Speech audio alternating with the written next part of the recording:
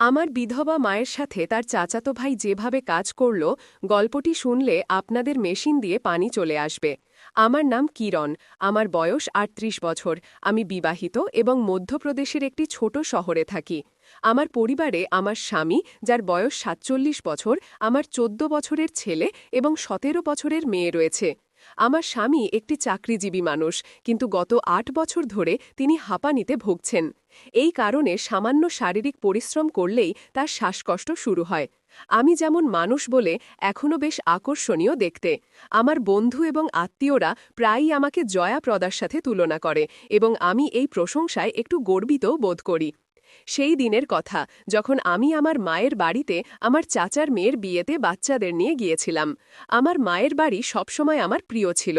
বিয়ের প্রস্তুতিতে বাড়িতে প্রচুর হুল্লোড় ছিল, অতিথিদের ভিড় ছিল এবং বাড়ির প্রতিটি কোণ গুঞ্জরিত ছিল। বিয়ের একদিন আগে আমার গোসল করার জন্য বাথরুমের প্রয়োজন ছিল, কিন্তু নিচের সব বাথরুম ভরা ছিল। বাধ্য হয়ে আমাকে ছাদে তৈরি বাথরুমে যেতে হয়েছিল। সেখানে পৌঁছে আমি দেখলাম বাথরুমের দরজা ভিতর থেকে বন্ধ। আমি জিজ্ঞাসা করলাম, ভিতরে কে? উত্তর এলো, দিদি, আমি সুরজ, শুধু ২ মিনিট। সুরজ আমার চাচাতো ভাই, আমার চাচার ছেলে, ২৮ বছরের যুবক যে চাকরি করে। কিছুক্ষণ পরে সুরজ দরজা খুলল। সে তোয়ালে জড়িয়েছিল এবং তার কাপড় তার হাতে ছিল। যেই সে বের হল, তার পা পিছলে গেল এবং সে ধরাম করে পড়ে গেল। পড়ার সাথে সাথে তার তোয়ালে উপরে উঠে গেল। আমি এক মুহূর্তের জন্য এমন কিছু দেখে ফেললাম যা আমার মাথায় আটকে গেল। আমি দ্রুত গোসল করার জন্য বাথরুমে ঢুকে গেলাম, কিন্তু আমার মন অস্থির ছিল। গোসল করে বের হয়ে আমি সুরজকে নিচে দেখলাম। সে সম্পূর্ণ স্বাভাবিক আচরণ করছিল, যেন কিছুই হয়নি। কিন্তু আমার মনে কিছু বদলে গিয়েছিল। আমি বারবার সুরজের কাছে যাওয়ার চেষ্টা করতে লাগলাম। তার দৃষ্টি আকর্ষণ করার জন্য আমি তার আশেপাশে থাকতাম, তাকে স্পর্শ করার অজুহাত খুঁজতাম। কিন্তু সুরজ সম্ভবত কিছুই বুঝতে পারছিল না। তার সরলতা এবং অজ্ঞতা আমাকে আরও অস্থির করে তুলছিল। আমি সেই মুহূর্তটি ভুলতে পারছিলাম না। বিয়ে খুব ধুমধাম করে হয়ে গেল। ২ দিন পরে বাড়ির বড়রা চাচার মেয়েকে প্রথমবার তার শ্বশুরবাড়ি রেখে আসতে গেল। বাড়িতে এখন কয়েকজন মহিলা অতিথি, আমার বাচ্চা এবং সুরজ ছাড়া কেউ ছিল না।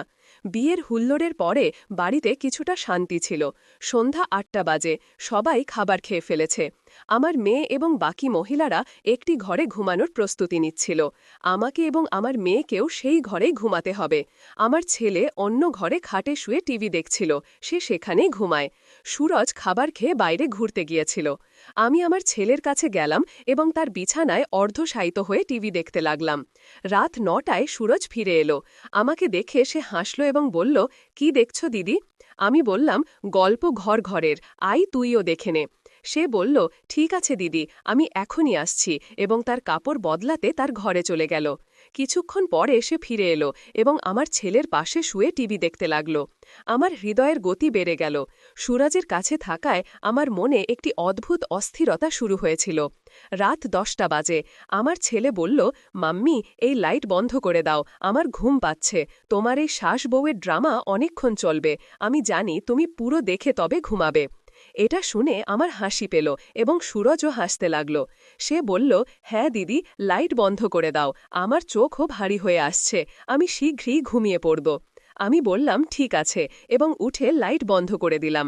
তারপর সেই বিছানায় আমার ছেলের পাশে শুয়ে টিভি দেখতে লাগলাম। এখন দেয়ালের দিকে সুরজ ছিল, তারপর আমার ছেলে এবং তারপর আমি। কিছুক্ষণ পরে আমার ছেলে ঘুমিয়ে পড়ল। কিছুক্ষণ পরে সুরজের চোখও বন্ধ হয়ে গেল।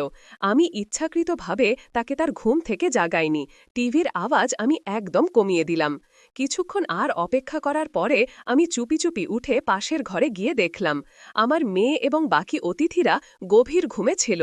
আমি ফিরে এলাম, নাইট বাল্ব জ্বালালাম, টিভি বন্ধ করলাম এবং আমার ছেলের পাশে শুয়ে পড়লাম।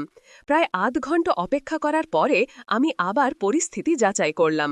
সবাই গভীর ঘুমে ছিল, সুরজও ঘুমাচ্ছিল। আমার মনে একটি ঝড় উঠছিল। আমি সুরজকে দেখছিলাম এবং আমার হৃদয়ের গতি থামছিল না।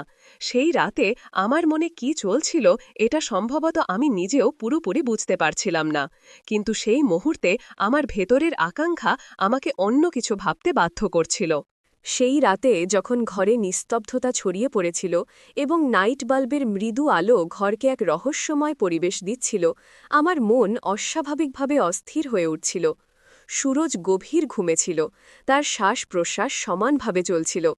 আমার ছেলেও পাশে ঘুমাচ্ছিল এবং পাশের ঘরে আমার মেয়ে ও অন্যান্য অতিথিরাও ঘুমের কোলে ছিল। আমি বিছানায় শুয়েছিলাম, কিন্তু ঘুম আমার চোখ থেকে মাইল দূরে ছিল। সুরজের মুখ, তার সেই নির্দোষতা এবং সেই অজানা মুহূর্ত যা আমি বাথরুমের বাইরে দেখেছিলাম, তা আমার মাথায় বারবার ঘুরছিল। আমি ধীরে ধীরে পাশ ফিরলাম এবং সুরজের দিকে তাকালাম। তার মুখ নাইট বাল্বের আলোতে হালকা হালকা জ্বলছিল। আমার মনে এক অদ্ভুত অস্থিরতা ছিল। আমি জানতাম আমি যা ভাবছি তা ভুল। আমি একজন বিবাহিত মহিলা, 2 সন্তানের মা এবং সুরজ আমার চাচাতো ভাই। কিন্তু সেই মুহূর্তে আমার হৃদয় ও মনের মধ্যে এক যুদ্ধ চলছিল। আমার আকাঙ্ক্ষা আমাকে কিছু করতে উৎসাহিত করছিল এবং আমার বিবেক আমাকে থামাচ্ছিল। আমি ধীরে ধীরে আমার জায়গা থেকে ওঠার চেষ্টা করলাম, কিন্তু আমার ছেলে হালকা নড়ে উঠল। আমি থেমে গেলাম। ভয়ে আমার শ্বাস যেন বন্ধ হয়ে গেল। কিছুক্ষণ অপেক্ষা করার পর যখন আমি নিশ্চিত হলাম যে সে আবার গভীর ঘুমে আছে, আমি সাহস জোগালাম এবং ধীরে ধীরে বিছানা থেকে উঠলাম। আমার পা কাঁপছিল, কিন্তু আমি নিজেকে সামলে নিলাম এবং সুরজের কাছে গেলাম। সে তখনও গভীর ঘুমে ছিল। আমি আর একবার চারদিকে তাকালাম, এটা নিশ্চিত করতে যে কেউ জেগে আছে কিনা। সব কিছু শান্ত ছিল। আমি সুরজের পাশে বসে পড়লাম। আমার হাত কাঁপছিল। আমি ধীরে ধীরে তার কাঁধ স্পর্শ করলাম, যেন তাকে হালকা নাড়া দিয়ে দেখতে চাইলাম। কিন্তু সে জাগল না। আমার মনে এক ঝড় বয়ে যাচ্ছিল। আমি নিজেকে বললাম, কিরণ, তুমি কি করছো? এটা ভুল। কিন্তু আমার শরীর আমার মনের কথা মানল না। আমি ধীরে ধীরে তার হাত ধরলাম। তার হাত গরম ছিল এবং আমার স্পর্শে সে হালকা নড়ে উঠল। তার চোখ খুলে গেল এবং সে কিছুটা চমকে উঠল। দিদি, সে ঘুমন্ত কণ্ঠে বলল। শশ, কিছু বলো না, আমি ফিসফিস করে বললাম। আমার কণ্ঠে এক অদ্ভুত আকর্ষণ ছিল, যা সম্ভবত আমি নিজেও জানতাম না কোথা থেকে এসেছে। সুরজ চোখ রগড়াতে রগড়াতে আমার দিকে তাকাল। কি হয়েছে দিদি, সব ঠিক আছে? সে জিজ্ঞাসা করল। তার কণ্ঠে নির্দোষতা ছিল। আমি কিছুক্ষণ চুপ করে রইলাম। আমার মনে শত শত কথা একসাথে ঘুরছিল। আমি বললাম, হ্যাঁ, সব ঠিক আছে, শুধু ঘুম আসছিল না। সে হালকা হাসল এবং বলল, আমরা টিভি চালু করি নাকি, বাইরে যাই, একটু হাঁটাহাঁটি করি। তার সরলতা আমার হৃদয় আরও গলিয়ে দিচ্ছিল। না, শুধু এখানে বসে থাকি, আমি বললাম এবং তার হাত আরও শক্ত করে ধরলাম। আমি জানতাম না আমি কি চাইছিলাম, কিন্তু সেই মুহূর্তে আমি শুধু সুরজের কাছাকাছি থাকতে চেয়েছিলাম। সে কিছুটা অস্বস্তি বোধ করছিল, কিন্তু কিছু বলল না। সম্ভবত সে বুঝতে পারছিল না আমি কি চাইছিলাম। আমি ধীরে ধীরে তার মুখ আমার দিকে ঘোরালাম এবং তার চোখের দিকে তাকালাম। তার চোখে একটি প্রশ্ন ছিল, কিন্তু সে চুপ রইল। আমার হৃদয় এত দ্রুত স্পন্দিত হচ্ছিল যে আমার মনে হচ্ছিল সে তা শুনতে পাবে।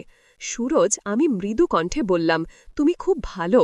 সে হালকা হাসল এবং বলল, দিদি, আপনিও তো ভালো, কিন্তু এত রাতে এসব কথা কেন? আমি উত্তর দিলাম না। আমার কাছে কোনো উত্তর ছিলও না। আমি শুধু তার হাত আরও শক্ত করে ধরলাম এবং ধীরে ধীরে তার দিকে এগিয়ে গেলাম। সে আর একবার আমার দিকে তাকাল। এবার তার চোখে কিছুটা ভয় এবং কিছুটা বিস্ময় ছিল। দিদি, এটা এটা ঠিক নয়, সে ধীরে বলল এবং তার হাত ছাড়ানোর চেষ্টা করল। তার শব্দগুলি আমার জন্য এক ধাক্কার মতো ছিল। আমি একদম থেমে গেলাম।